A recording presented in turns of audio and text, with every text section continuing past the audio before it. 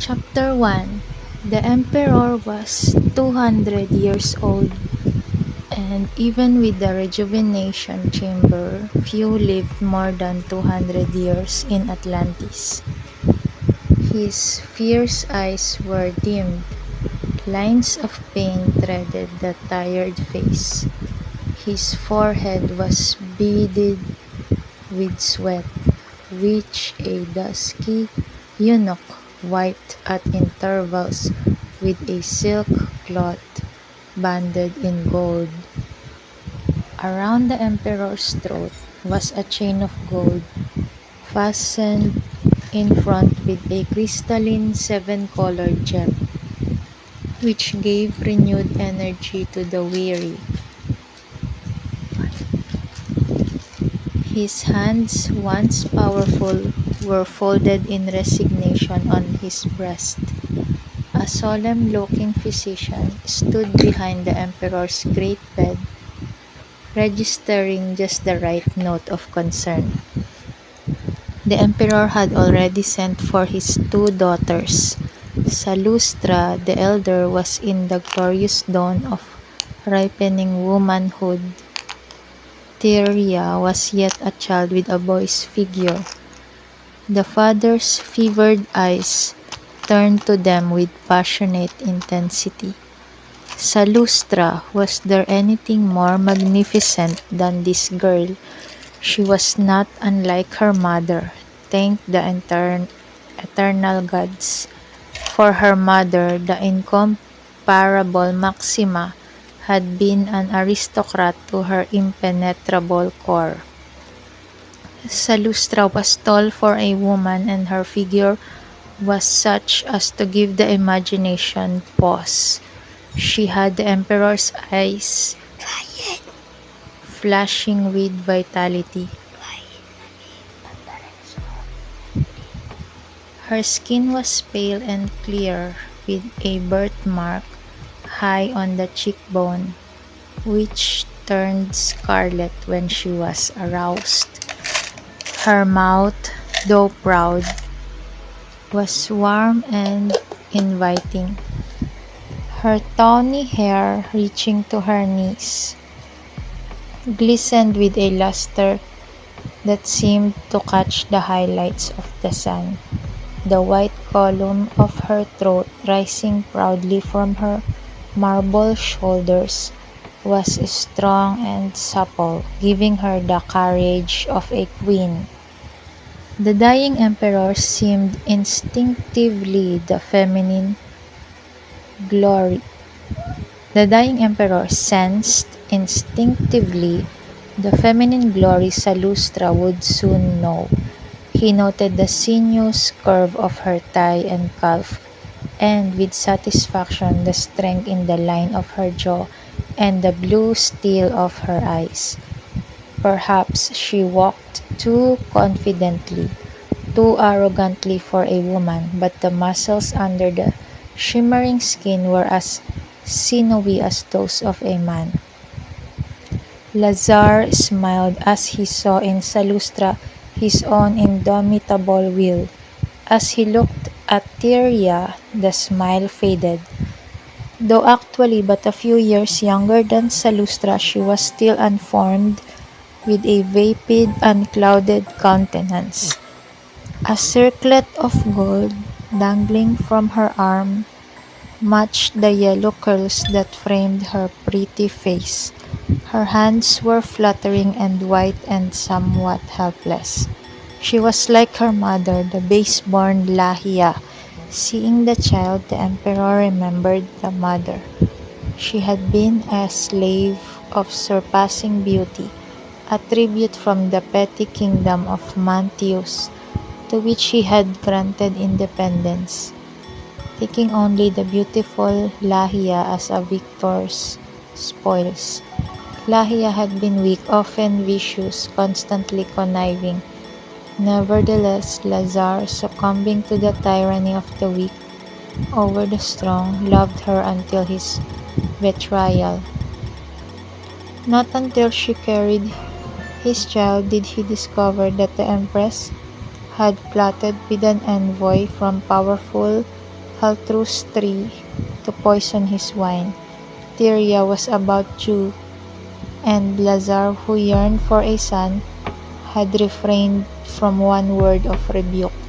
However, the empress had guessed from his averted eyes that he knew, and she had literally died of fear after the child was born. Lazar had had her entombed with ceremony, and the world, aside from the Altrus tree regime, was none the wiser. He had not thought about any of this for years.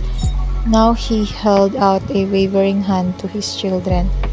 Tyria, with the easy tears of the emotionally unstable, kneeled beside him, curling herself in the hollow of his wasted arm. Salustra stood looking at her father gravely and waited. She was very white, and though her pale lips were set, they trembled slightly at the corners.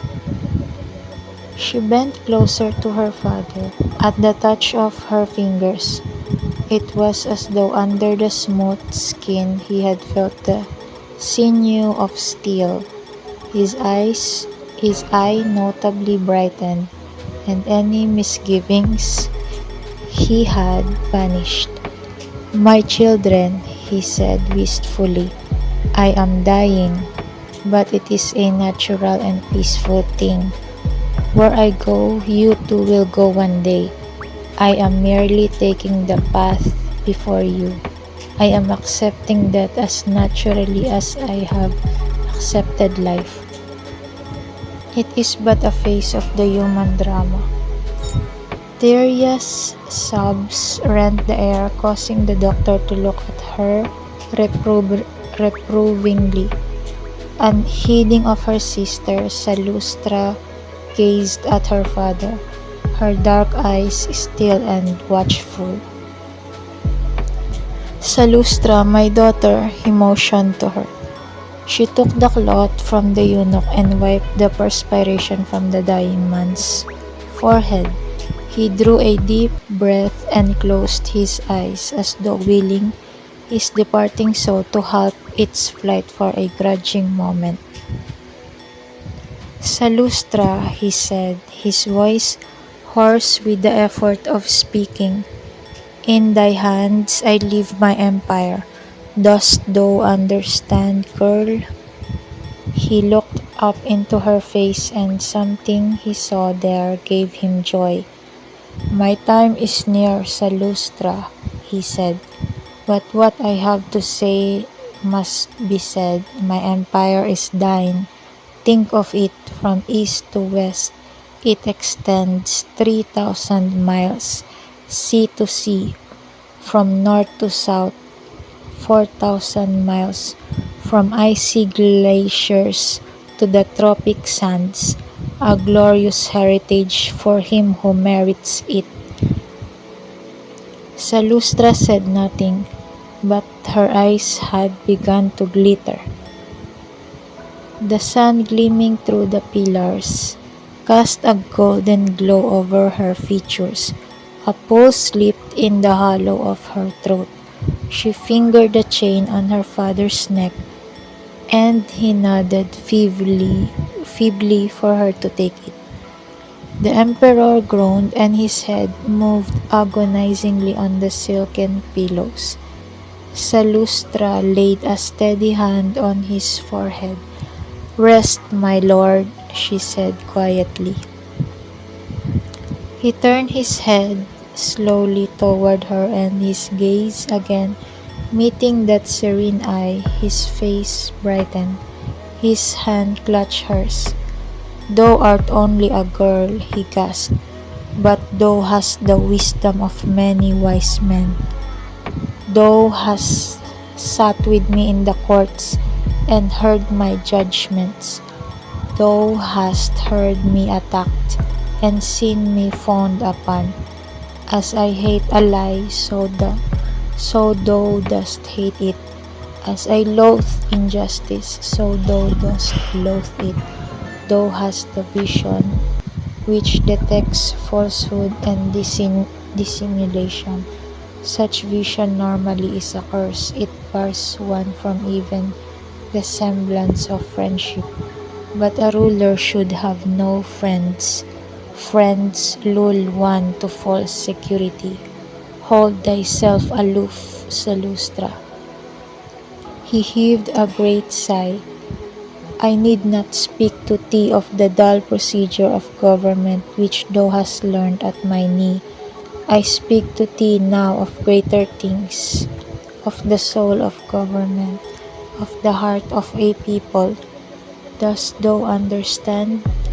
Salustra inclined her head slightly.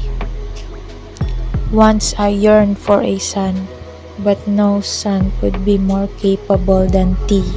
But thou art still a woman.